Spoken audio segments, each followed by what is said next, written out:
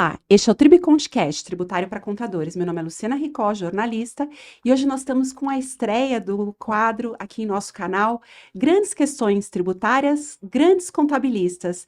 E nós estamos iniciando esse quadro com nada mais, nada menos que o professor Eliseu Martins, né, que é uma grande honra. Ele é reconhecido pela tantos contadores quanto advogados tributaristas, advogados corporativos, uma uma reputação, assim, que nem precisaria fazer uma apresentação formal, porque dispensaria apresentações, né? Então, vou aproveitar já para cumprimentá-lo. Muito obrigado pela presença aqui no nosso podcast, por ter aceitado o nosso convite. Eu que agradeço essa oportunidade. Eu também quero apresentar meus colegas, só que meus colegas advogados tributaristas, Marcelo Massaro e Périson Andrade. Oi, Périson e Marcelo. Olá, Luciana. Olá, Marcelo. E cumprimentar o professor Eliseu pela honra, pelo prestígio, pela gentileza, né? Desde o primeiro momento que entramos em contato, se dispôs, foi muito gentil. Obrigado, professor. Uma grande honra para o nosso programa recebê-lo aqui.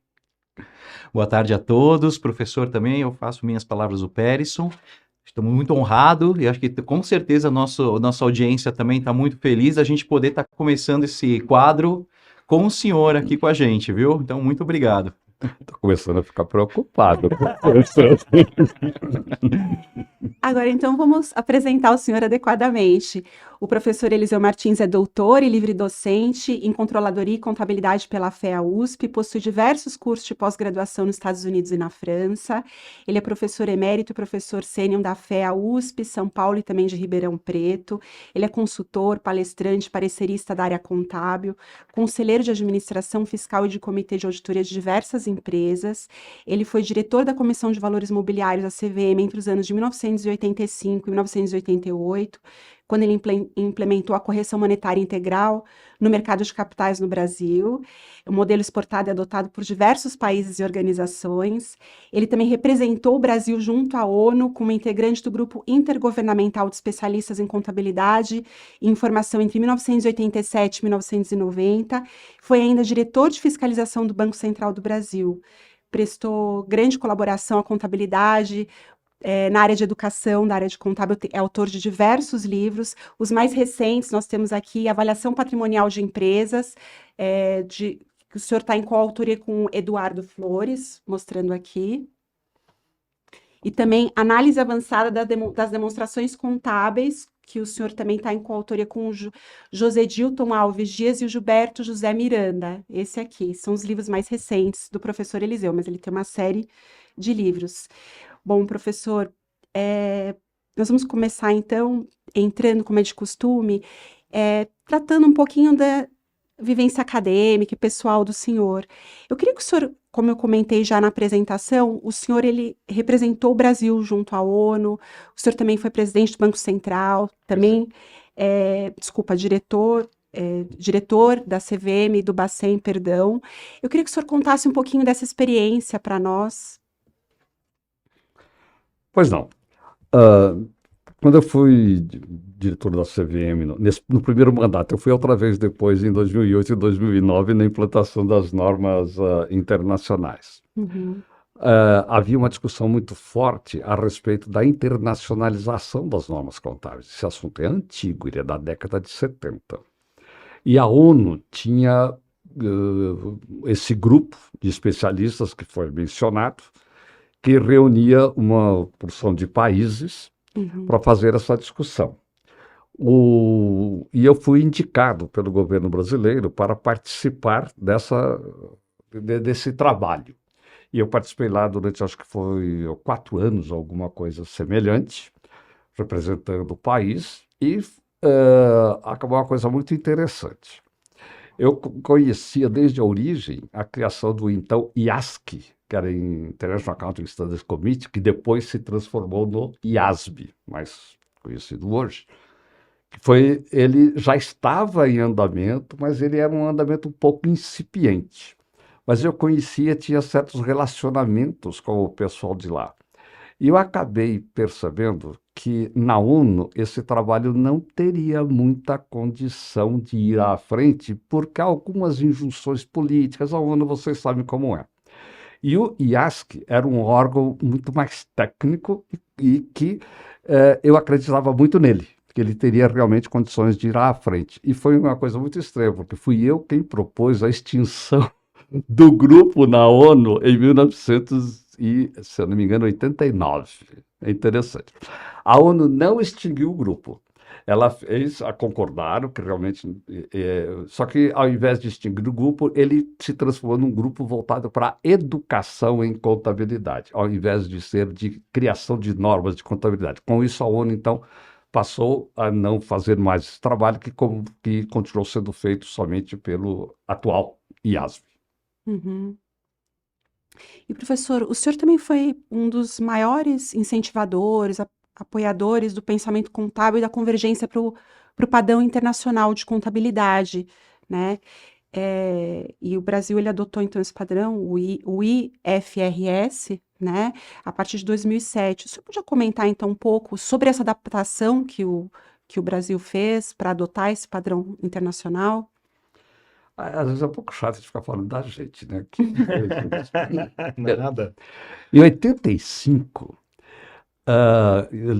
estando na CVM, eu criei um grupo que conjugava os auditores do Instituto Brasileiro dos Contadores, os analistas, né, a PIMEC, na época chamava-se, tinha outro nome, a FIPECAF, no caso, representando então, a academia, o Conselho Federal de Contabilidade, a Abrasca, representando as companhias abertas, né? E pensando no seguinte, a contabilidade tinha que ser um instrumento criado democraticamente, por uma porção de pessoas, e não aquele que estava muito acostumado de uma autoridade vai e faz. E esse grupo, depois ele foi formalizado em 1990, pelo então diretor Nelson Carvalho, como Comissão Consultiva das Normas da CVM, que depois virou o CPC, que é o Comitê de Pronunciamentos Contábeis.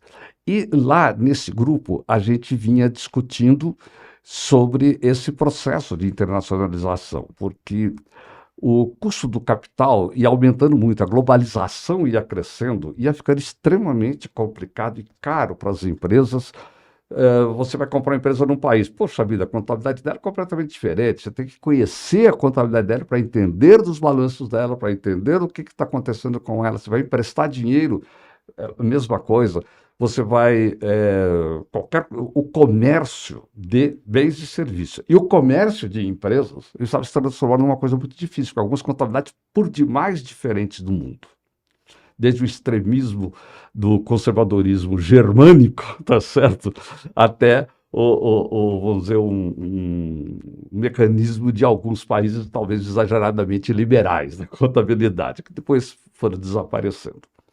E a gente veio, desde daquele tempo, discutindo, e tentamos.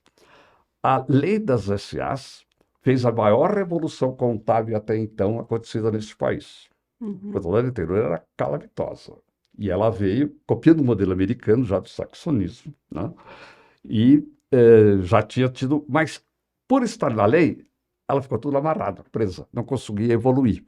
A gente ia nessa comissão da CVM produzindo normas, atualizando normas, e às vezes seguia até o FASB americano ou o IASB, mas tudo dentro do limite do que podia a lei, e mais ainda, desde que não causasse tributação, porque a amarração fiscal contábil era forte demais, e o fisco, inclusive, ainda emitindo muitas normas contábeis. Qualquer regra contábil nova que a CVM, por exemplo, implantasse e que aumentasse o resultado, o fisco vinha e tributava. Se diminuísse, não aceitava a dedutibilidade. Então, a CVM, o minoritário também paga tributo.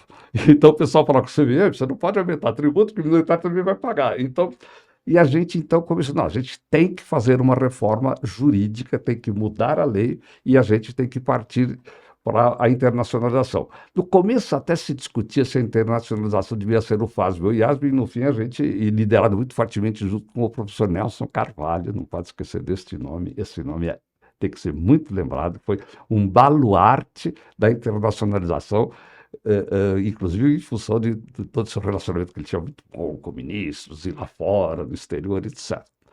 E com isso, então, a gente foi caminhando, fizemos um projeto de lei que até foi o Emerson Capaz, que era o patrono no Congresso, não deu certo. O segundo, que a gente fez em 89, foi para a entrega para o ministro Malan, e aí, não, em 99, perdão, tínhamos feito isso em 92, 93, que não deu certo, em 99 a gente entregou para o ministro Malan, que mandou o projeto em 2000 para o Congresso, levou só 7 anos, mas saiu com a 11.638. Foi uma luta bem difícil. Também quero relembrar aqui o nome, Antônio Carlos de Santana, que era o gerente de normas, o superintendente de normas contábeis da CVM, porque se não tivesse o suporte de uma entidade oficial, jamais teríamos conseguido fazer a mudança legal. E ele sempre conseguiu convencer o colegiado e os presidentes que passaram por essa época para apoiar esse projeto. Uhum. Bom, maravilha. Estamos recebendo aqui diretamente da fonte esses conhecimentos, esses bastidores. Acredito que a audiência está realmente muito satisfeita.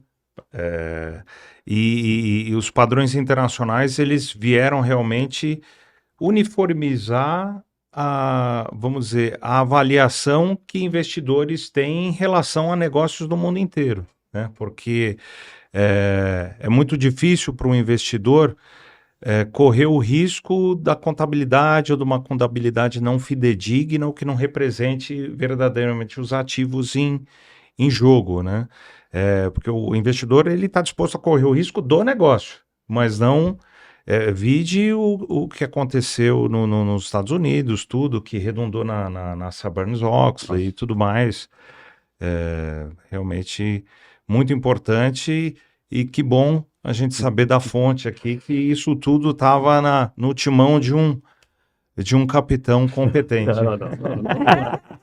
Não, eu não posso dizer que não estava, vamos dizer, à frente do movimento, mas não sozinho. Uhum. Eu estou mencionando aqui 2 nomes que eu já mencionei, e você que isso cometendo pecado, que muitos outros vão ficando de lado, mas esses eu acho que foram os mais importantes. Deixa eu só fazer um comentário agora de ordem bem material. Lógico.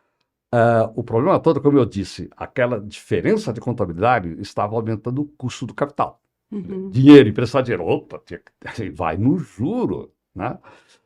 Investimento em ações, vai no preço da ação, a ação vale menos, porque os riscos do balanço, daquilo, tudo. Então, era um processo, cara. Empresa que tinha filial em 40 países, 40 contabilidades diferentes, então um negócio terrível. Então, é um negócio interessante. Essa, vamos dizer assim, quase que universalização das normas contábeis, ela nasce de um problema no bolso, tá? No bolso de investidores, de grandes companhias transnacionais, de bancos, tá correto? Quer dizer, então, foi um processo porque estava ficando caro demais manter toda essa divergência. Eu sempre brinco, né? Não é nenhum idealismo. Tudo bem, existe, claro, idealismo e tudo. Só que quando eu falava idealismo, qual que era o grande problema? Idealismo, tudo bem, certo. Só que cada um considerava a sua contabilidade a ideal. Uhum. Então aconteceram algumas coisas que acabaram levando a esta convergência. Você sabe quais são? Não. Nos Estados Unidos, no anglo-saxonismo, na Inglaterra, Estados Unidos e Austrália, todos os países de influência contábil, aí de direito, do direito saxônico, desculpe, os advogados que são os donos aí do negócio, jamais se teve, por exemplo, contabilidade na lei, tá certo? Isso de jeito nenhum. E sempre se teve uma filosofia de atendimento muito forte aos investidores. Uhum. O mundo europeu continental, não, a economia e mesmo o mercado eram fortemente, não eram companhias abertas. Os ingleses, na Revolução Industrial, fizeram essa fantástica mudança porque eles financiaram a Revolução captando dinheiro diretamente junto ao investidor, via o lançamento de ações. Por isso que a contabilidade se transformou num elo de ligação entre o mercado e a empresa. E França, Alemanha, Itália, etc., não, sempre foram os bancos. Na Revolução Industrial, mais forte o branco. E nos bancos, eles sempre exigiam uma contabilidade exageradamente conservadora, porque eles queriam o seguinte: a empresa tem que valer muito mais do que está lá na contabilidade. Então, baixas super rápidas de ativo, criação dos passivos que existem daqueles que você imagina que vai existir. Estou exagerando um pouco, mas e tudo isso. Mas a norma contábil era feita pelos órgãos profissionais, na Inglaterra, nos Estados Unidos, em todo lugar. Então, nos Estados Unidos, quem emitiu o órgão era o APB, né, Accounting Principles Board, que era ligado ao FASB, né, ao FASB, perdão, ao ICPA, American Institute of Certified Public Accountants. Seria o nosso IBRACON aqui, só que lá ele congrega auditores e contadores controllers. E houve uma moção ao Congresso norte-americano no seguinte sentido: gente, nós somos investidores, queremos certas regras contábeis, mas o ACPA, esse Accounting Principles, não nos atende. Sabe por quê? Eles são contadores das empresas ou auditores. Ambos são remunerados pelas empresas. Então, toda vez que há um interesse da empresa em não fornecer a informação, a norma não nos atende. A moção do Congresso foi a SEC, Security Exchange Commission, né, a CVM norte-americana, que você sabe que ela tem esse negócio, a moção, né, quer dizer, é um negócio pesado. Ou vocês mudam isso, ou nós vamos interferir legislativamente. Aí a SEC criou o FASB, né, que é o órgão de direito privado, mas ela quem mandou criar, porque, veja, a SEC do governo não é ela que vai dar norma contábil, dentro da filosofia saxônica, não cabe ao Estado dar normas técnicas. Né? Então, aí mandou criar o FASB, aí sim democrático, com o representante dos preparadores, dos contadores, dos auditores, dos analistas, dos investidores, da academia. Então, 7 representantes dos diversos lados da contabilidade, desde quem prepara até o usuário final, e então criou-se o FASB. Isso em 1973. E estava já forte essa discussão de internacionalização. Os europeus, quando viram os Estados Unidos, que na época a proporção econômica deles no mundo, a força deles era muito maior do que hoje proporcionalmente, tá? 50 anos atrás, os Estados Unidos era muito mais poderoso perante o mundo do que é hoje. Todos os europeus ficaram preocupados que os Estados Unidos iriam transformar o FASB, ele no órgão normatizador internacional. Viu que interessante? Os europeus saíram correndo. Na Europa eram 3 correntes contábeis que se digladiavam. Os ingleses, igual dos americanos, saxonismo. Os germânicos, super conservadores. E os latinos, cuja contabilidade já estava totalmente dominada pelo fisco. Itália e França, Espanha, tal, mas Itália e França, principalmente, a contabilidade era o fisco quem mandava. Então, as 3 não se conversavam. Pois, olha, o medo de que os Estados Unidos se transformassem no poder normatizador levou-os, em 2 reuniões, a concordarem que eles tinham que escolher uma. Fiscal não dá, porque cada país tem um critério diferente.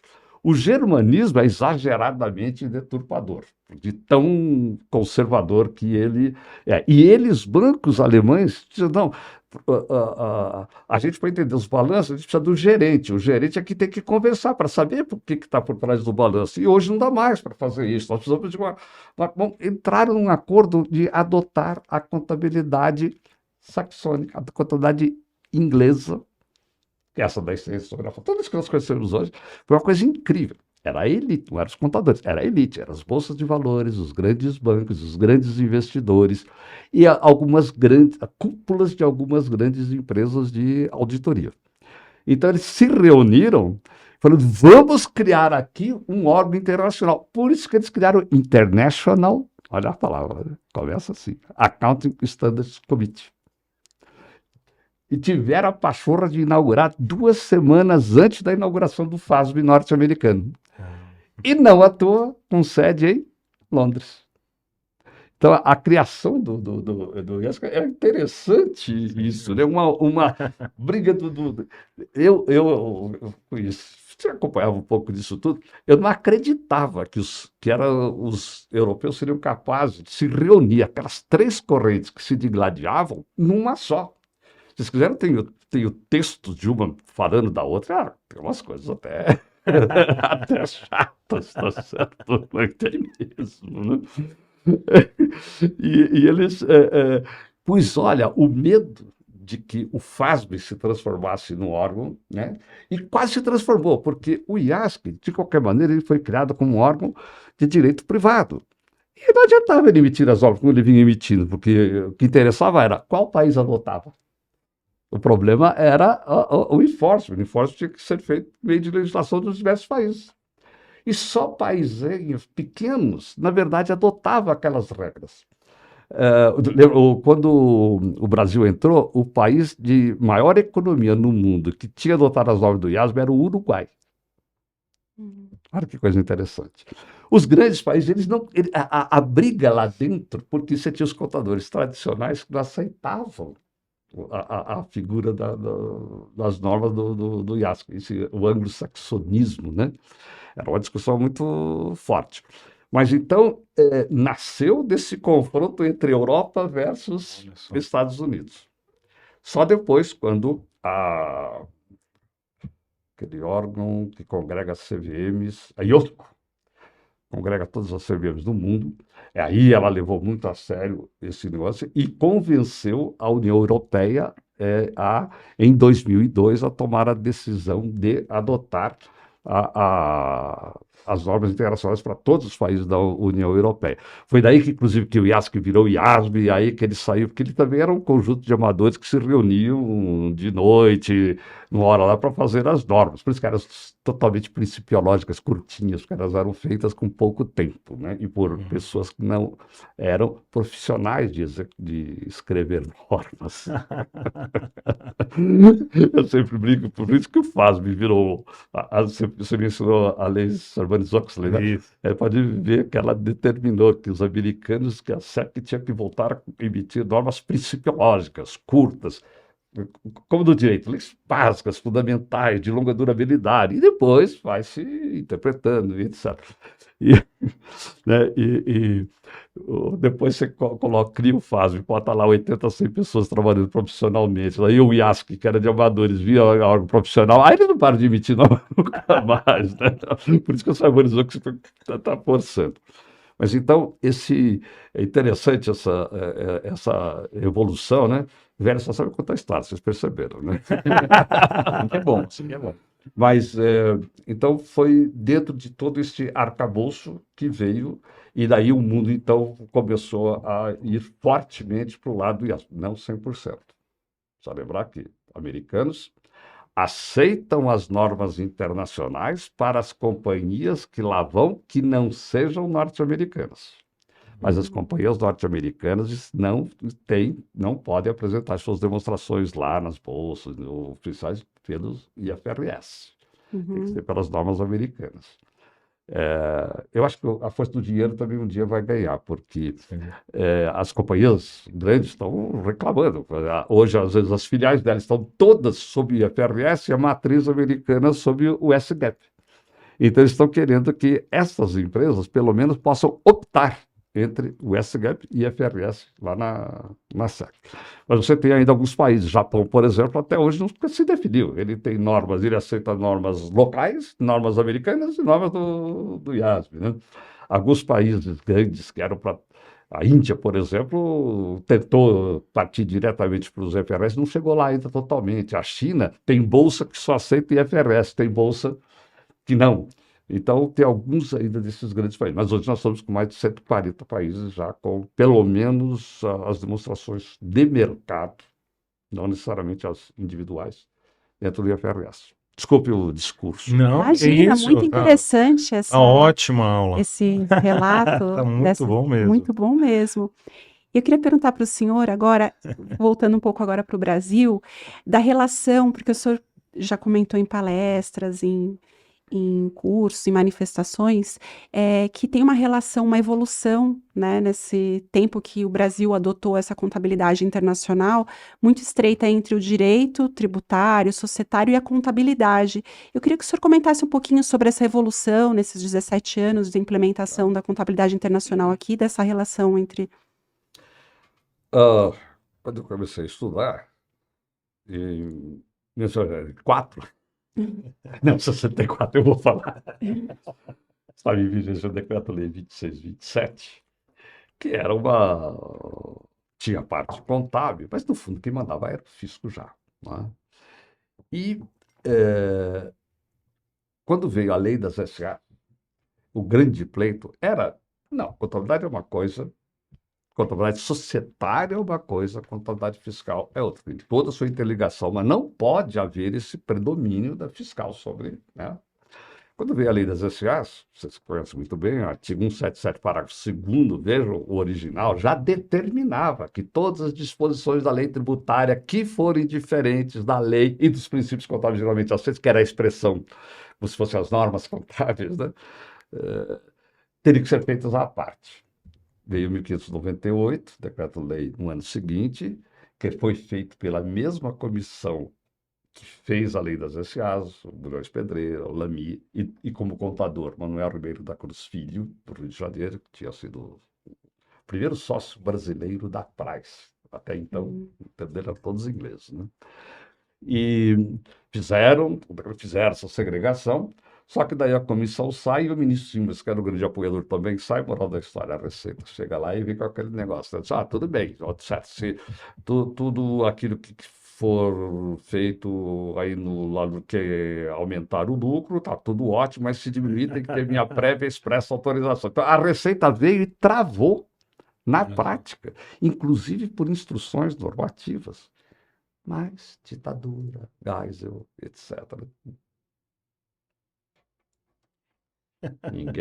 Ninguém conseguiu realmente. Você via incipiente, começando, Lógico. contadores, empresas, ninguém. Bora da história. A Receita, pelo 1598, aceitou a nova lei, né? Separou aquele negócio de equivalência, do tributo, etc. Ela regulou e ficou 100% baseada na lei, para o lucro real, né? Totalmente fundamentada na contabilidade. Mas amarrou. E por isso, então, essa história toda que eu contei para a gente desamarrar. Porque a gente sempre foi dessa linha, quer dizer, a contabilidade nunca vai deixar de haver alguma influência fiscal ou de outra natureza na contabilidade. É uma ciência social aplicada, que é sujeita sempre a todos os, às vezes até influências, óbvias, isso existe mesmo, não tem o que discutir. Mas o nível de dependência era forte demais. Então, a gente brigou muito para criar esta independência no seguinte sentido, quer dizer, a norma contábil pode alterar para mais, para menos, resultado, ativo, fazer sei lá o que for, mas não é por causa disso que ela pode ter efeito fiscal. Certo? O fisco, se quiser adotar qualquer coisa, atitude própria. E o fisco não pode vir e dar normas sobre a contabilidade, quer dizer, cada um no seu campo. Então, essa foi uma briga enorme, porque a qualidade das demonstrações contábeis deixava demais a desejar por esta amarração ao fisco, por uma certa subjugação ao interesse fiscal. Todo mundo, né, ficava dentro dos limites, tá certo? Depreciação, tinha que sair na tabelinha, porque se não fosse aquela tabelinha do imposto, não funcionava. E, então, essa independência e essa obrigação para a profissão contábil que executa os auditores que auditam e os órgãos reguladores vigiando isso daí. Então, e realmente a gente.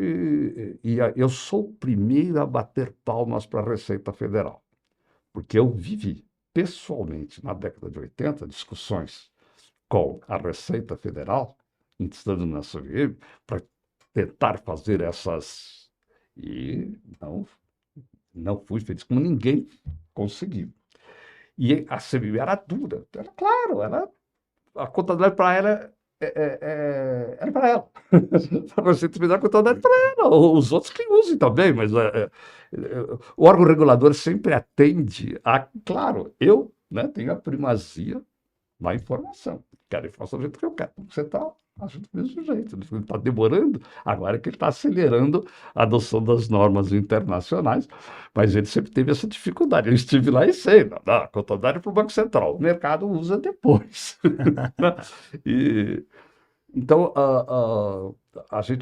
eu aplaudo fortemente, porque Quando veio a 11.638, depois veio o provisório, virou 11.941, etc., aí realmente a Receita mudou de posição. A gente precisa aplaudir isso. Isso é fantástico. E aceitou, então, esta segregação, que hoje ela está reclamando muito. Mas se vocês quiserem, a gente põe isso no capítulo número 2. Já sabem disso, acompanham. Hoje a Perfeito. Receita está reclamando que está difícil demais acompanhar essas diferenças todas, né? Mas então o relacionamento com o fisco é nesse sentido. Quer dizer, não pode o fisco vir e dar regras contábeis, e não pode a contabilidade, para melhorar uma regra contábil, levar a um aumento de tributação, e nem um benefício também para a empresa. É esse nível de independência que a gente precisa para melhorar a qualidade da informação contábil para os usuários externos, principalmente investidores e credor. Esse é o grande objetivo. Quando tem a influência, tem essa amarração, a qualidade corre sérios riscos. Eu queria fazer uma intervenção rápida, porque esse assunto eu acho interessantíssimo e também eu acho que vale destacar para a nossa audiência a grande importância da contabilidade no exame da matéria tributária, nas relações das empresas, nos grupos econômicos que atuam no país. E na verdade, essa relação, então, essa relação, na verdade, ela decorre da segurança jurídica que é proporcionada com a contabilidade, trazendo a contabilidade nessa análise da matéria tributável. E eu lembro bastante no programa que a gente fez aqui no nosso outro quadro, que é o Grandes Questões Tributárias, Grandes Tributaristas, com a professora Fabiana Carsoni, que ela destacou bem aqui para a gente a situação da contabilidade, o quanto ela é uma disciplina independente, mas absolutamente íntima com a matéria tributária. E isso é uma questão que você vê que, né, como o professor colocou, é uma questão que vem já da história, mas que ainda a gente vê no nosso dia a dia, não acabou. A gente vê hoje diversos congressos, livros que são lançados para analisar essas controvérsias jurídico-contábeis que a gente tem. E também precisa destacar, e a gente vai falar um pouquinho sobre isso depois, que os próprios pareceres do professor aqui, que enfrentam essas questões e são utilizados pelo Conselho Administrativo de Recursos Fiscais até como uma orientação nesses julgados, com certeza. Tô ficando preocupado. E a credibilidade técnica dos seus pareceres, sem dúvida, mas a gente vai falar um pouquinho disso depois, né? Mais para frente. Verdade. Agora vamos falar um pouquinho, então, entrando no lucro tributável das empresas, né? A relação com as normas internacionais de contabilidade e sobre algumas questões controversas, né? Da atualidade, que a gente entrou nesse assunto. Aí eu queria dividir esse tópico em 3. Eu queria fazer 3 perguntas para o senhor. A primeira é sobre a avaliação do valor justo e do valor presente e os reflexos trazidos para as empresas do padrão IFRS, né? Segundo as orientações de comissão de procedimentos contábeis. Qual que é a visão do senhor sobre isso? Olha, no que diz respeito ao valor justo, eu acho que não há outra alternativa, que não faz sentido você tributar.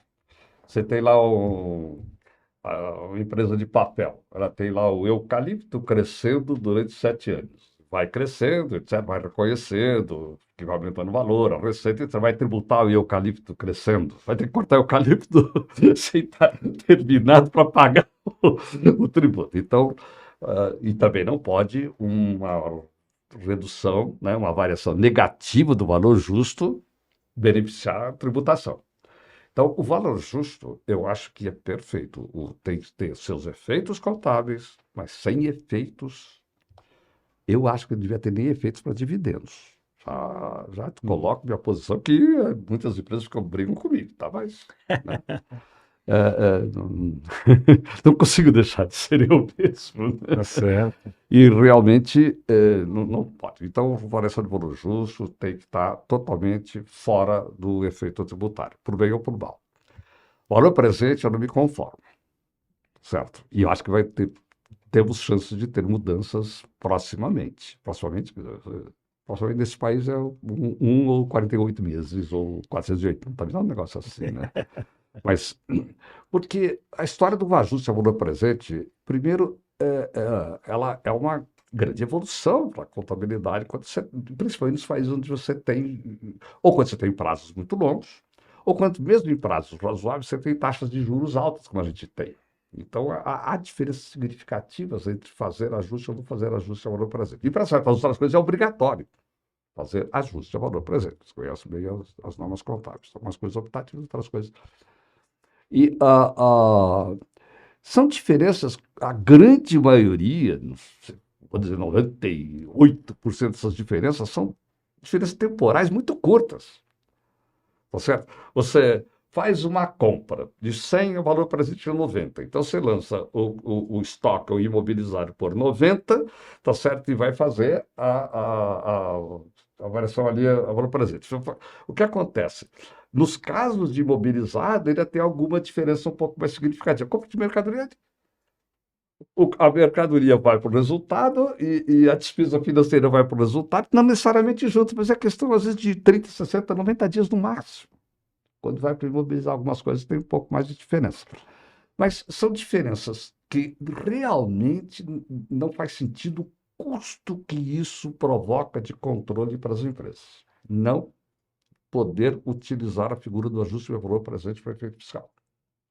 Então, você compra matéria-prima, você tem que controlar a matéria-prima, o custo do produto em elaboração, o custo do produto acabado, depois o custo do produto vendido, porque para efeito contábil é uma, para efeito fiscal não pode ter sido trazido a valor presente a outro. É um custo violento e inócuo, isso é um trabalho bobo, que vocês têm um trabalho para no fundo. Né? Então, são duas coisas totalmente opostas. Ajuste ao valor presente, eu acho que a Receita precisa realmente se encaminhar, e há luzes se acendendo para ela aceitar e reduzir essa diversidade que não faz sentido. Há várias coisas que não faz sentido hoje, no meu entender. Além da história de ajuste ao valor presente, existe o problema agora dos aluguéis. Tá? Quer dizer, a contabilidade criou esse negócio que, para certas coisas, é ótimo para os aviões, aluguel de aviões, arrendamento de aviões, de frota de automóveis, tudo bem. Para fazer isso para aluguel de edifício, eu tenho minhas restrições pessoais. Mas tudo bem, vamos lá, tá lá. temos que firmar. Então, o que era despesa de aluguel vira duas despesas, depreciação e despesa financeira. A soma das duas, no total do prazo, é absolutamente a mesma. Mas a distribuição temporal é diferente. Mas é diferente também. Não. Por que o fisco não aceita a norma contábil?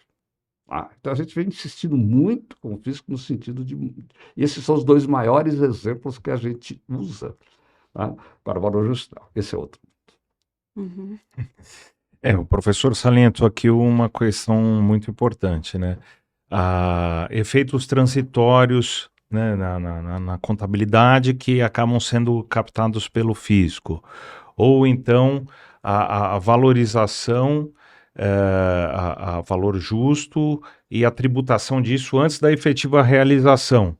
Quer dizer, são controvérsias que estão aí em voga, né, no CARF, e são grande parte das discussões relacionadas a esses fatos, e esperamos que a jurisprudência capte, na verdade, a essência da tributação, que deve ser sobre a realização da renda, né? Existe a contabilidade, mas tem alguns signos presuntivos de riqueza que estão dispostos de forma diferentes na Constituição. E essa é a grande controvérsia jurídica contábil, né? Espero que evoluamos. Posso fazer um comentário? Lógico, professor. Isso para quando as diferenças temporais são grandes. E quando essas diferenças temporais são pequenas, por exemplo, você vende, não recebe, leva 30, 60, 90 dias, ninguém discute que a receita naquele momento, a tributação naquele momento. Você não realizou ainda financeiramente. Mas por quê? Porque dentro do ano, está entrando dinheiro das vendas do ano passado, está deixando de entrar do ano que quiser. O que afeta é a diferença dos dois saldos de início e final do ano. Então, as diferenças temporais pequenas, eu acho que realmente, como sempre foi, né? Que não precisa ter o casamento com a realização financeira. Sim. Senão, daqui a pouco vai ser Eu às vezes brinco, inclusive, já falei isso muitas vezes, sabe, em público, inclusive na frente da Receita Federal. Eles conhecem isso. Daqui a pouco é melhor a gente então, partir o seguinte: o fisco vai tributar na base do regime de caixa. Então, de uma vez, não vai dar certo. Porque vai comprar um imobilizado enorme da despesa fiscal, o fisco não vai gostar, cara. Então, eu acho que a filosofia tem que ser essa. Para diferenças temporárias curtas, sei lá, temos que arbitrar 12 meses, coisas que valha, tudo bem. Para diferenças grandes, como são as variações de valor justo, de propriedade para investimento, de ativos biológicos, potencialmente longo. Aí sim, aí tem que ter uma segregação. Uhum. Perfeito. Agora, falando de ágio de rentabilidade futura em relação a ativos intangíveis, eu queria que o senhor comentasse como é que nasce esse ágio, né? E quais são as implicações contábeis e fiscais dele. O ágio por expectativa de rentabilidade futura, o goodwill, né? Que hoje até na lei brasileira tem uma palestra, o Portugal Pois é. deve ficar louco da vida, né? Nossa, o Brasil está usando, porque eles não aceitam usar nenhuma Cada palavra. vez mais agora. Eles não aceitam, É, de jeito tá nenhum. usando. Como é que é? Imparidade, né? É o teste da imparidade, não é do império. É que a gente até na lei tem isso. Ele sempre existiu. Que eu saiba, eu tenho textos do século XV de juiz, né, qualquer disputa, qualquer coisa lá, falando da figura do que a gente chama aqui no Brasil de ágio, tá certo? Quer dizer, seja lá o fundo de comércio, né, ou aviamento, né, com algumas, que eu saiba, as duas palavras muito usadas lá no passado, como representando aquele algo mais do que o que compõe o patrimônio é avaliado individualmente a seus valores justos, a seus valores de mercado. Isso é a empresa. Uma coisa são os valores contábeis, que estão lá, que tem amarração, certos valores históricos, etc. Outra coisa, você vai comprar uma empresa. Talvez fosse o caso de dizer o seguinte: você pega uma empresa, quanto que ela vale se ela for desmanchada ordenadamente? Ou seja, qual que é o valor de venda de cada um dos seus ativos, inclusive dos ativos que possam não estar contabilizados, como principalmente intangíveis, menos o valor que ela tem seria para liquidar os seus passivos. Né? Então, se você fizer isso, você chega ao patrimônio líquido da empresa na hipótese da liquidação ordenada. Este é o valor dos ativos tangíveis e intangíveis individualmente tomados que possam ser vendidos, negociados no mercado. Se a empresa vale mais do que isso funcionando, então você está pagando genuinamente um ágio. Você não está pagando por nenhum daqueles ativos e nenhum daqueles passivos que existem e que têm seu valor próprio individual. O ágio é quando você paga próprio mais. E é sempre a rentabilidade futura acima do normal, que se espera para aquele tipo de atividade, que justifica alguém pagar esse ágio. Então, já tivemos concepções diferentes de ágio no Brasil, né? Mas isso é o que caracteriza realmente, formalmente, na contabilidade, essa figura. Quer dizer, o ágio por expectativa de rentabilidade futuro, se a gente quiser simplificar, é o que a empresa em funcionamento vale mais do que ela vale se ela for liquidada ordenadamente. Não tem nada a ver com liquidação forçada. Se ela for liquidada ordenadamente, quer dizer, a soma dos valores individuais dos ativos e passivos tomados, esse é o valor base da empresa em liquidação. Que pagará mais é o ágio. Uhum. No CARF, a gente está hoje com uma disputa muito grande de contribuir sobre dedutibilidade das amortizações desse ágio, né? A gente já vê algumas decisões favoráveis para os contribuintes, mas é uma matéria ainda que não está pacificada, né, professor? Acho que ainda é uma questão que vai dar muito pano para manga, essa... É gozado, né? Você sabe que até hoje tem muitos países que não aceitam a dedutibilidade. Quer dizer, não, por exemplo, os americanos, que os ágios normalmente, antigamente, eram totalmente obrigatoriamente amortizáveis, até de medo, né? De achar aquele o valor. E partindo do pressuposto, se você pagou por lucro, depois você vai tendo lucros, e aquilo que você pagou não é lucro. Né? Se você pagou e recebe de volta aquela parte que você pagou, não é lucro. Então, amortiza este ágio contra estes lucros. Essa era a filosofia antiga. Todo mundo amortizava. Ia desde os alemães, por serem os mais conservadores, tinha que ser em 5 anos, né? Em alguns casos excepcionais, 10 anos. E os americanos, que era 40 anos. Não sei se você sabia disso, a amortização americana máxima era 40 anos. E tem até uma brincadeira que dizem que é porque era a idade média daqueles que criaram a norma, tá certo? Por quê? 40. Com todos esses processos de normatização, nunca tive, não há uma lógica matemática, é sempre. Então, o IASC, quando ele começou, também era obrigatória a amortização, o IASB antigo, e era 10 anos. Excepcionalmente, em alguns casos, poderia ir até 20. Então, ele ficava nesta faixa. Era uma diferença no mundo, e aí cada país do seu jeito. E a maioria dos países, no caso por exemplo, dos americanos, que eu conheci muito bem, não tinha dedutibilidade. Você fazia a amortização contábil, fiscalmente, ficava lá, só quando o investimento for baixado. Era essa lá. Não sei hoje, confesso, desculpa a minha ignorância, não tenho acompanhado. Quando nasceu 1598, era assim, olha a redação original de 1598. Os velhos têm essa coisa, o pessoal fica olhando assim. Era a redação original do 1598 de 78. Não era dedutível, só na baixa do investimento.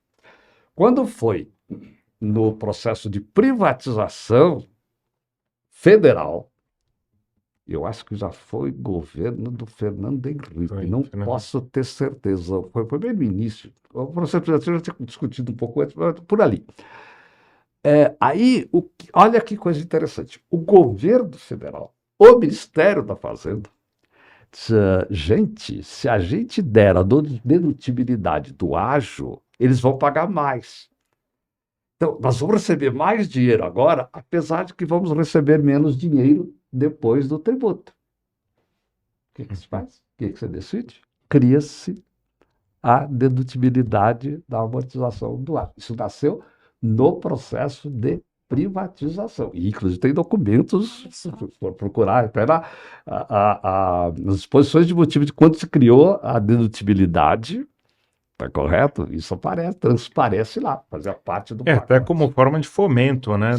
De atração de investidores, né? É lógico, a tendência do investidor eu vou pagar menos do que o valor presente do que eu vou deixar na pele. Ele também, mas vou dizer, o justo seria 100, mas daí, se não for pelo menos, eu pago máximo 70. Então, o governo, ele prefere abrir mão de dinheiro, vai receber uma parte do dinheiro agora, e ele até gostado. A dedutibilidade brasileira nasceu, nasceu do interesse do governo federal. Talvez tenha empresa que até tenha ido lá propor, porque assim aumenta. Não sei a origem da ideia, mas formalmente foi essa proposição. Há muitos países que ainda não têm até hoje a dedutibilidade desse ágio. Né? E ela veio por essa origem. E aí, né, tem aquele negócio super esquisito, para mim até hoje não tem lógica, de que a dedutibilidade depende de um processo de incorporação, por exemplo. Qual a lógica disso? Você sabe qual é a lógica? Quando você incorpora a empresa vamos a empresa normal, a empresa mãe incorpora a filha pela qual ela pagou um ágio. Naquele tempo, o conceito de ágio estava muito, era amplo, era o valor contábil na prática. Na lei não era bem isso, não. Cada lei já separava, mas ninguém. Como o decreto-lei não disse, primeiro é o valor, depois o ágio, e todo mundo achava, eu posso fazer o que quisesse, e virou uma prática comum. E o fisco acabou até aceitando.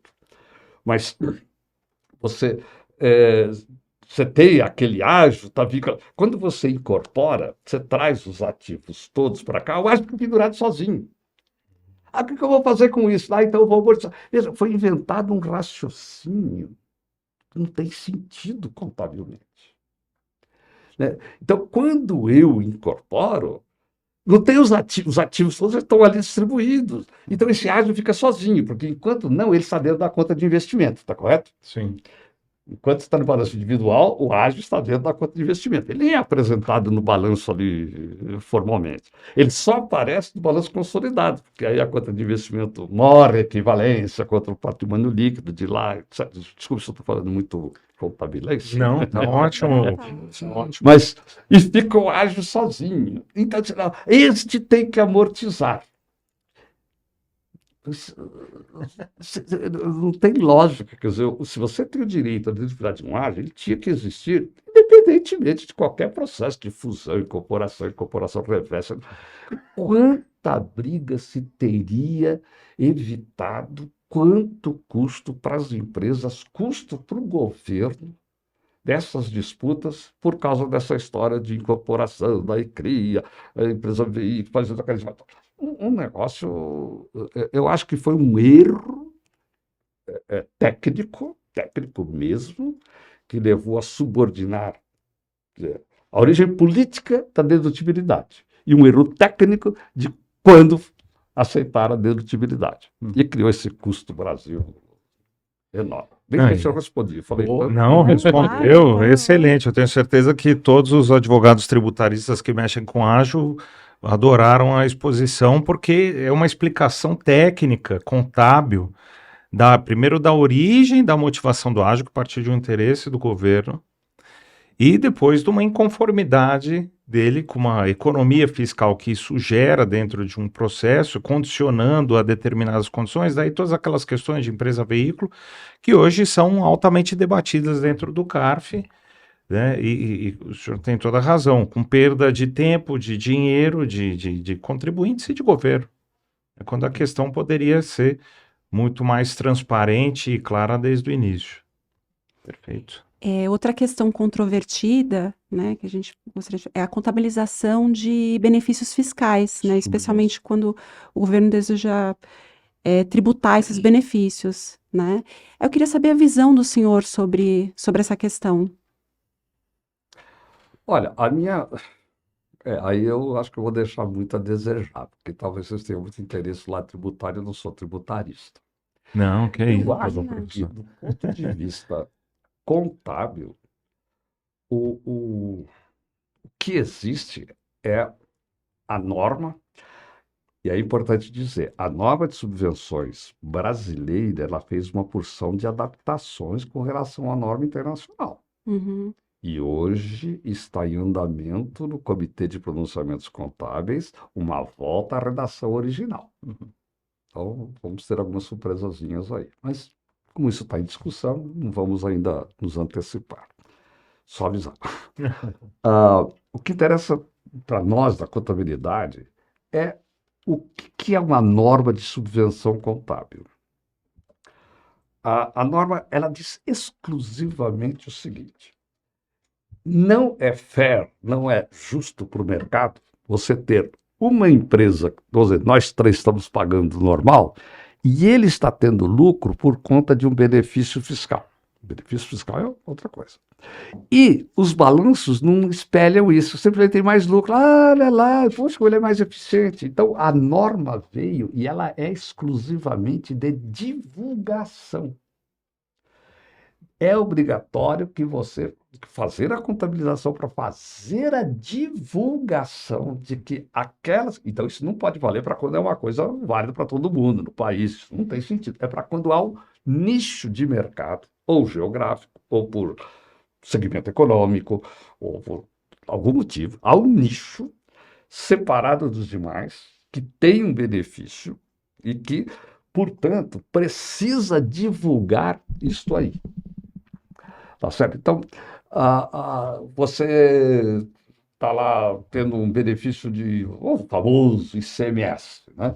Tá correto? Então, o que vem a norma diz? Você tem que contabilizar. Veja, não é a norma contábil que gera qualquer efeito tributário, gente. Não tem isso. Que eu saiba, não tem. Se tiver, me avisem. A norma contábil é para reconhecer o seguinte: olha, então você vai contabilizar que no fundo acaba sendo o quê? Um débito e crédito dentro do próprio resultado, está correto? Você contabiliza o ICMS como se fosse inteiro, que você está tendo essa redução, e a contrapartida, né? Então, lança uma despesa e a contrapartida você lança uma conta de subvenção para investimento. É débito e crédito dentro do próprio resultado. Não existe reserva na contabilidade, gente. Não existe nenhuma norma contábil que manda jogar para lá. Foi o fisco, aí o fisco veio e interferiu na contabilidade, foi lá no 12973, não foi? E determinou a criação da reserva de subvenção para investimento. Contabilmente, ela não existe, nenhuma norma contábil reserva de subvenção. Ela acabou nascendo por influência fiscal. E tem uma razão, até de natureza societária, que, já que o fisco quer que você, claro, está certo ele, você não vai distribuir esse resultado. Então, só que pela contabilidade, você que teria que tomar a iniciativa de criar uma reserva, etc. O fisco veio e normatizou. Mas não é a contabilidade que origina nada disso. Quer dizer, a norma contábil pura diz assim: você pagava 100 de ICMS e agora durante 5 anos, se você para fazer por incentivo do governo tal, você vai pagar só metade. Então, para efeito de divulgação ao mercado, você vai lançar 100% do imposto, 50% você joga contra a receita, para aquela receita aparecer. Ou pode ser uma receita ou pode ser uma redução de custo conforme a situação. Mas o que interessa, então, aí vai aparecer aquele valor, a controle vai aparecer o nosso explicativo, dizendo, para explicar, o seu lucro é maior por conta dessa subvenção. Então, veja, eu não entendo muito a discussão do problema contábil. Não é o problema contábil. O que a Receita reclama, e vem reclamando muito, é que a norma brasileira, ela fez algumas adições às normas internacionais que ela disse que a prejudicaram. E ela levou isso ao CPC. E o CPC acabou concordando que aquilo, e o CPC vem cada vez mais na linha de não interferir na norma, fazer a norma cada vez, exatamente por causa desses problemas, né? E não é só no Brasil, não. Outros países que também faziam adaptações estão falando, não, vamos fazer 100%. Tá? Então, vai haver uma modificação na norma. Isso está decidido. A redação final, no fundo, é só pegar a norma original e verificar, é aquilo que vai sair. Tá certo? Eu não tenho dúvida que isso vai ser aprovado lá. E vai dar algumas modificações. Aí, não é a contabilidade que cria o problema, gente. Não é. A contabilidade, ela tem essa obrigação apenas para efeito dessa divulgação. Tanto que discutiu-se muito se não era só a nota explicativa. Aí a pessoa disse, mas a maioria lê o balanço para não ler a nota explicativa. Isso é muito importante. Então, vamos colocar lá na demonstração do resultado bem mais clara. Foi uma questão de dar mais transparência, para chamar atenção, para dar aí na nota explicativa, dizer por que tem. Na nota, lá diz qual é o valor que você está tendo de um benefício, que está afetando o seu lucro. Débito e crédito. Lá dentro não muda. Mas, então, vou mostrar, né, e a nota para explicar. Vocês viram que a contabilidade é um mundo, é como um poder legislativo qualquer. Só pessoas influências, conforme quem está lá, conforme. Então, o grupo que. Não, só nota explicativa. Daí outro grupo que venceu, que não, vamos fazer a contabilização. Aí o fisco vai lá, aproveitou a contabilização e disse que criar. Agora, a contabilidade não entra no mérito se é subvenção ou não é. Contábil fiscalmente.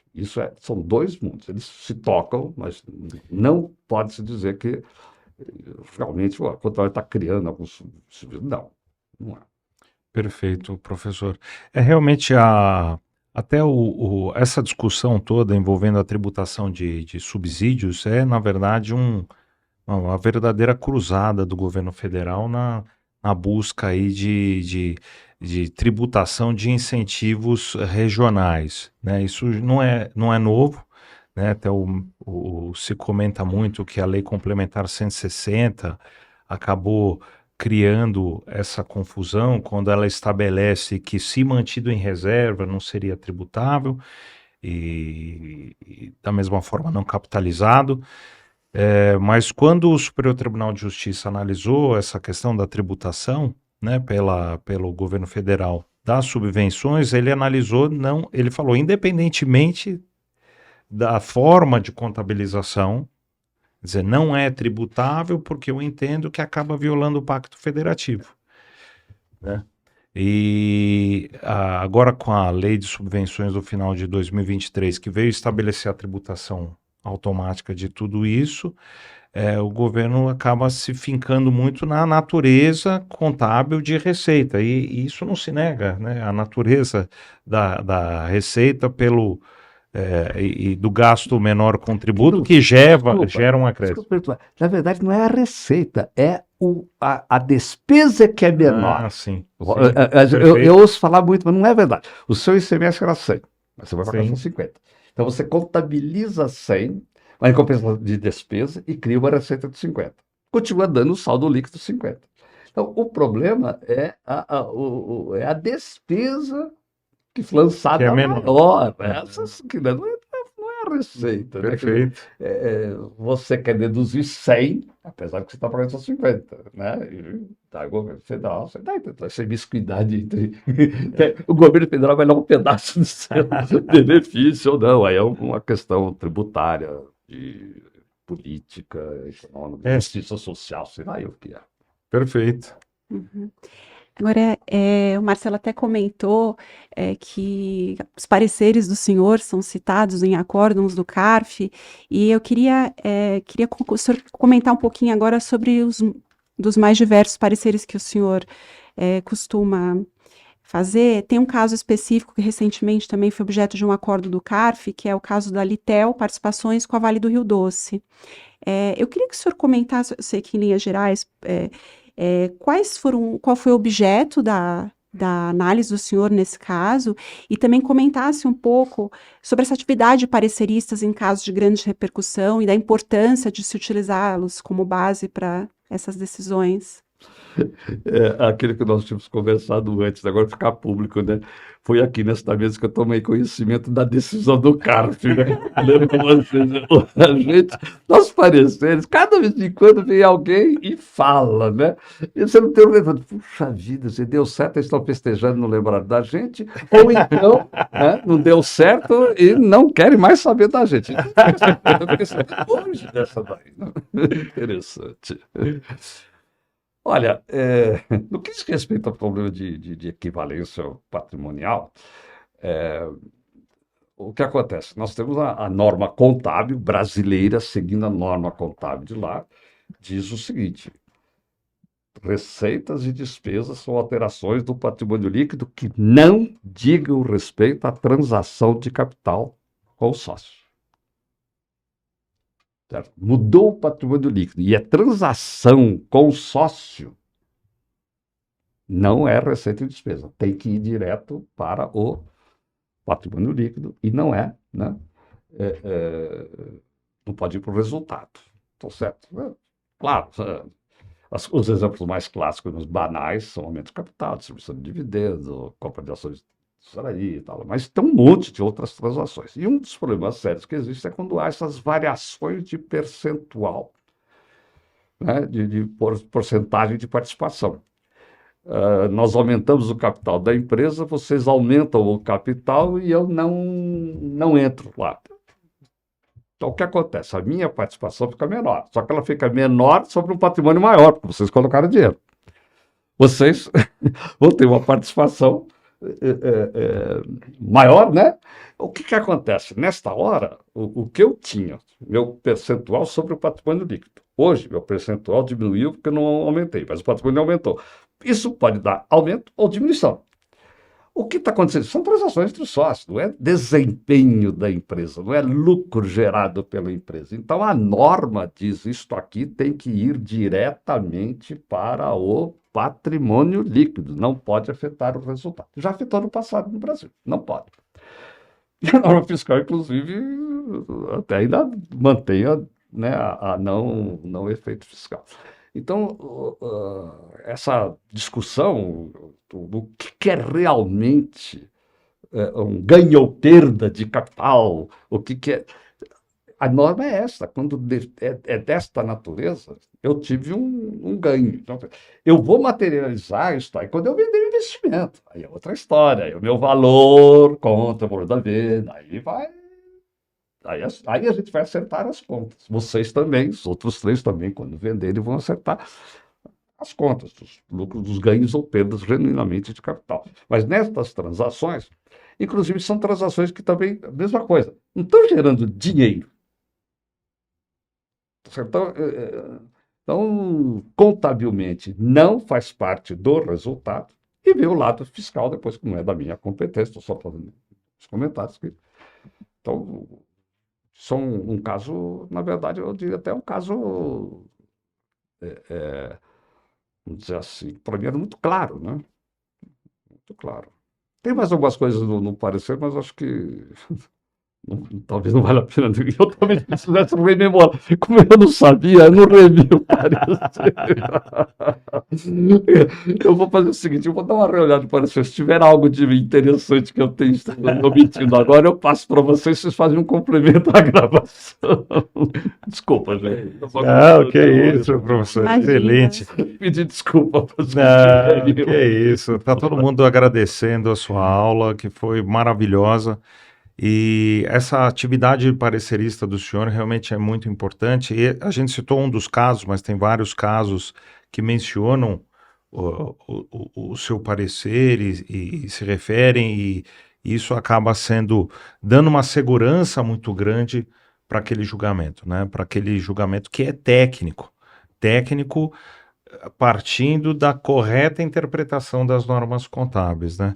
Mesmo quando o fisco tenta efetivamente buscar alguma coisa que não é a concretização de um resultado, não é material, né, não espelha, como o senhor mencionou, um desempenho da empresa, né? E realmente os seus pareceres são bastante lidos por nós advogados, né? Acho que eu vou aumentar o preço.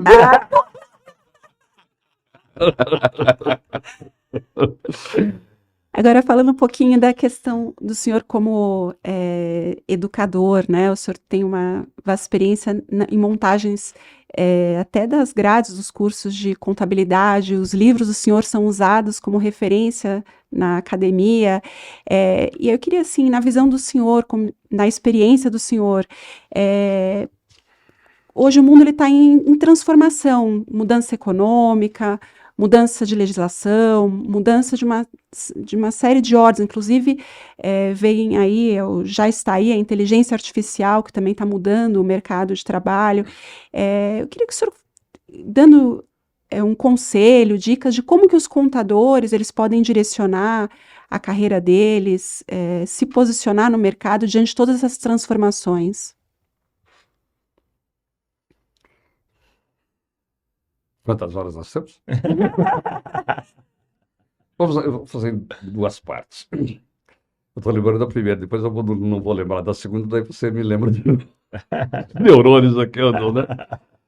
Você falou da carreira. Eu vou querer aproveitar a oportunidade. Eu comecei minha carreira, dedicação exclusiva para a universidade. Naquele tempo a gente tinha que ser professor para poder fazer um doutoramento. Era diferente. Você precisa ter um doutoramento para ser professor. Né?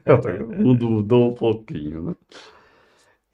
Mas eu logo percebi que eu não podia ficar adstrito à academia. Eu tinha que ir para o mundo real. Foi muito interessante porque durante meu processo de doutoramento eu tive uma espécie de bolsa sanduíche, né, que a gente chama, que é intermediário, e eu fui fazer um estágio junto à Coopers Library, o Management Consulting Service, departamento de consultoria gerencial contábil, no caso deles lá. Eu fui lá e eu trabalhei muito em projetos deles lá, de custos, mesmo de contabilidade, etc. E eu adorei aquele negócio, né? Então, quando terminei meu doutoramento, eu disse, eu vou E eu acho que foi a melhor coisa que eu fiz na vida. A vida inteira eu mesclei mundo acadêmico, pesquisa acadêmica, pesquisa pura, teórica, discussões puras de filosofia contábil, de teoria da contabilidade. Dei muito, quantos anos eu dei de teoria da contabilidade, tá? É um negócio. Mas sempre vivi muito na prática, fazendo consultorias. Também tive essas experiências até de governo, né? Fui diretor de controle do antigo mapping, vocês imaginam, né? Porque eu quero ir lá e ver como é que ficar do outro lado. E foi uma experiência riquíssima, né? E fiquei 2 anos, fui para ficar 1 ano, acabei ficando 2, né? Então eu digo o seguinte: todo bom profissional de contabilidade, cada vez mais, ele precisa ter esse espírito que não é só o mundo prático, ele tem que olhar o mundo acadêmico, ele tem que olhar o mundo das ideias, o mundo das pesquisas, saber o que são. O que está estabelecido é uma coisa, mas o que vem depende muito dessa vivência e pensar muito como pensa o acadêmico crítico. Tudo ele vê com crítica. Não existe a verdade. Enquanto eu não consigo provar, porque os filósofos são muito, né, dessa linha, enquanto eu não consigo provar que aquilo não está certo, eu aceito como verdade. Né? E sempre atrás de provar que é verdade, mas é uma verdade parcial, não é uma verdade total. Então, esse espírito crítico, eu fico muito em cima dos alunos, minhas disciplinas são muito críticas, tanto que em Ribeirão Preto, minha disciplina chama-se, uma das minhas disciplinas de análise crítica das demonstrações contábeis. Análise crítica é olhar esse lado. E o profissional tem que ter esse lado crítico que é característico do pesquisador acadêmico. Ele jamais está satisfeito com nada. Ele está sempre atrás de, né, alguma coisa. E eu também tenho que criticar muitos coleguinhas, professores de universidade que ficam só na teoria, ficam só na academia. E tem que ir para a prática, eles têm que ter suas, né? Universidades americanas, você trabalha 9 meses, 3 meses, durante 2 dos 3 meses, ele tem que trazer um relatório de atividades que ele fez como consultor ou como parecerista, ou seja, ele tem que trazer vivência prática para dentro da universidade, tem que comprovar isso. Aqui, o regime jurídico, principalmente as federais, a USP tem uma evolução, ela aceita quem tem muito boa produção, ela aceita que trabalhe no mercado, que tenha certas atividades remuneradas, etc. Mas as federais são duras. É só acadêmico se ele for no regime de 40 horas. Né? Isso é horrível.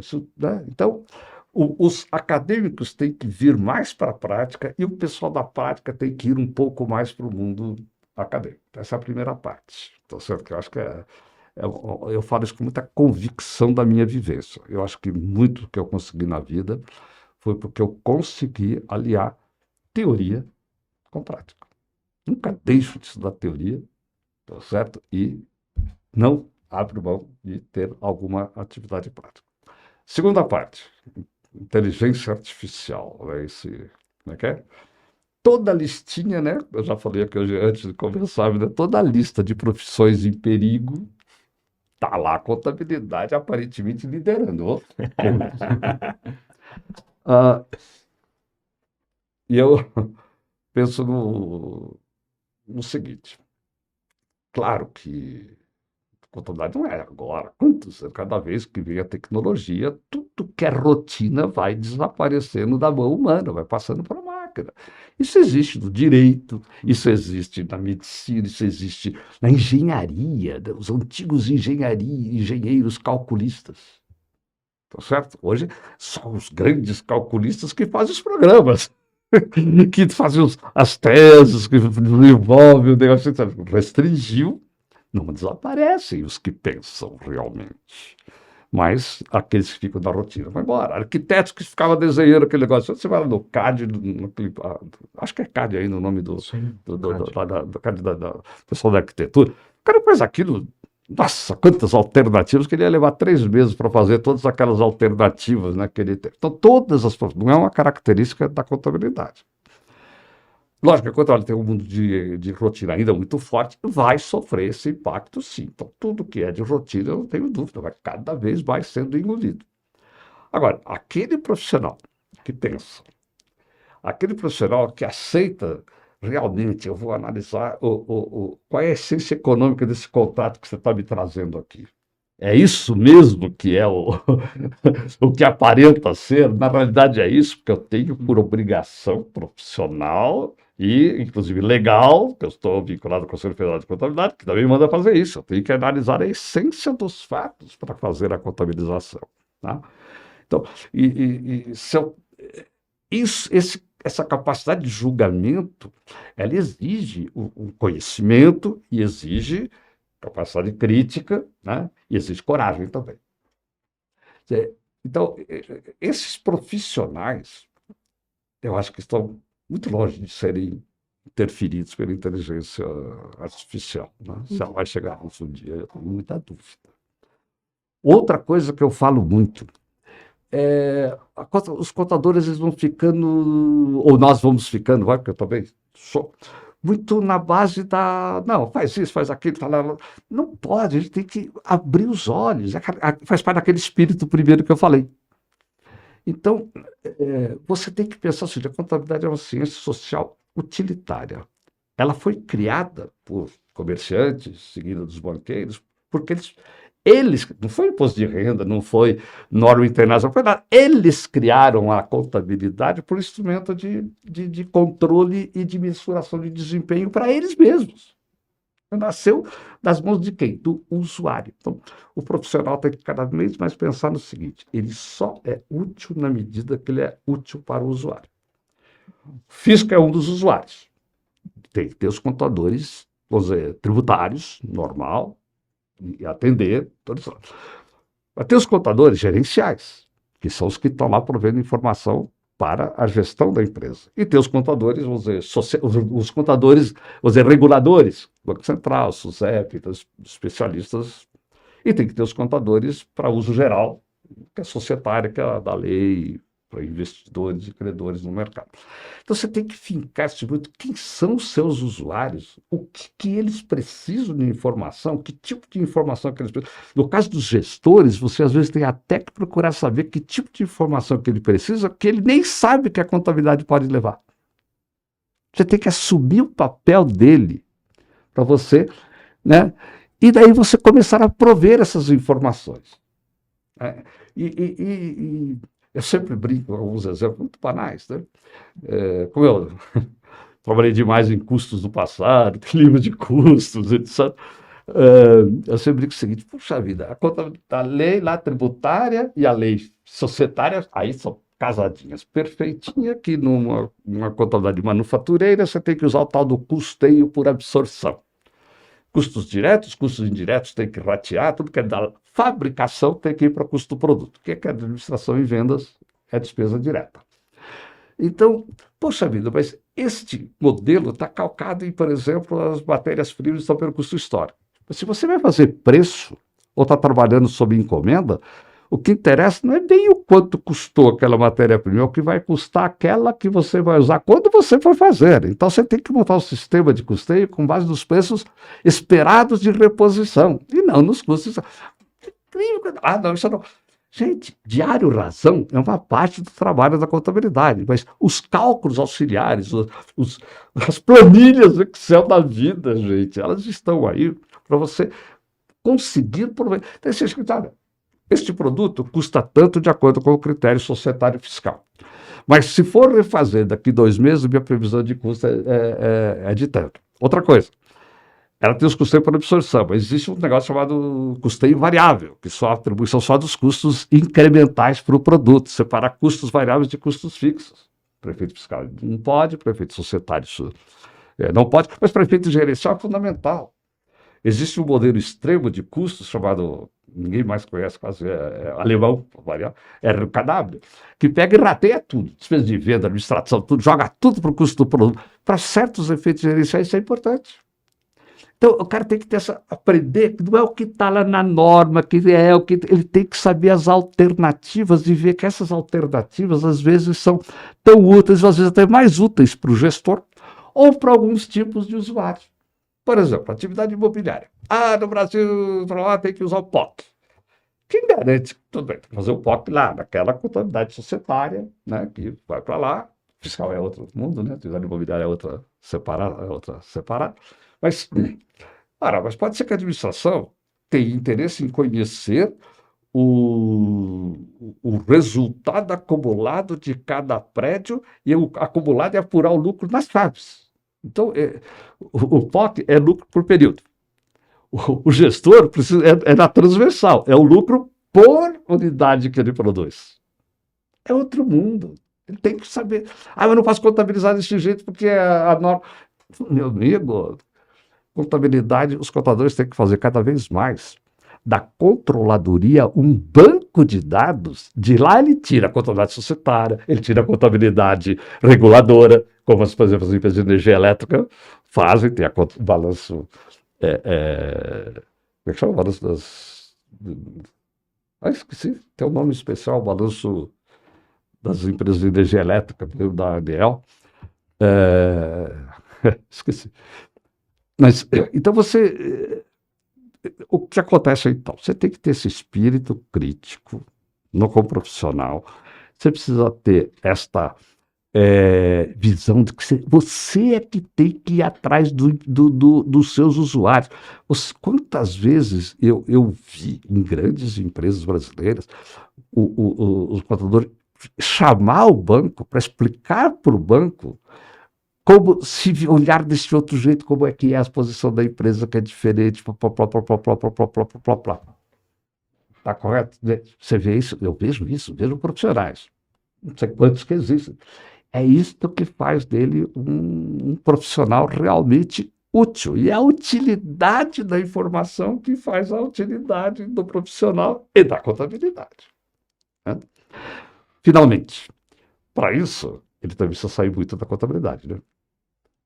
Do mesmo jeito que o tributarista hoje, se não souber pouco bem de contabilidade, está meio perdido, o contador não precisa conhecer o básico do direito tributário. Não é ser um advogado. O direito societário. É ou não é? Ele precisa saber conversar com os advogados, inclusive o linguajar. Se é uma indústria manufatureira, ele precisa conhecer todo o linguajar da engenharia de produção. Tá certo? De marketing, que é outro linguajar, que é outra filosofia. Ele tem que ter cada vez mais a tal da inteligência emocional. Porque o contador, que era o sujeito que ficava quietinho numa sala, os papéis iam até ele, ele mandava os papéis embaixo. Hoje não, hoje ele tem que conviver com o mundo de pessoas dentro da empresa e fora da empresa. Então, o controle emocional, o conhecimento do que é o comportamento humano, a capacidade de comunicação, esses profissionais, eu acho que vão demorar para serem substituídos pela inteligência profissional. O da rotina, coitadinho. Nossa, conselhos valiosíssimos, né? Porque realmente impressiona a paixão e a visão ampla que o senhor tem, né? Porque a ciência contábil realmente é a ciência da transparência e do planejamento, né? E o profissional contábil tem que realmente se valer bem mais do que somente aquilo que ele está acostumado, ele tem que olhar para o outro lado, ele tem que analisar o direito, tem que analisar a economia, as relações humanas. Parabéns, professor. Essa é a da economia que eu não tinha falado, né? E outras coisas, gestão, de administração. Né? Perfeito, perfeito. Queria aproveitar para agradecer a participação do senhor, foi muito, muito enriquecedora, né? Demais. Muito mesmo, as vivências, as conexões que o senhor fez. E muito obrigada por ter aceitado o nosso convite novamente. Foi um prazer recebê-lo. Eu que agradeço essa oportunidade e eu espero que seja de utilidade para os nossos os que forem ver, né, os nossos os usuários do nosso bate-papo aqui. Foi muito gostoso. Só peço desculpas porque, como sempre, o professor fala mais. Eu acho que a gente só tem a agradecer, professor. Tá bom? Muito obrigado. Obrigado novamente, professor, pela honra, pela gentileza, pela aula maravilhosa.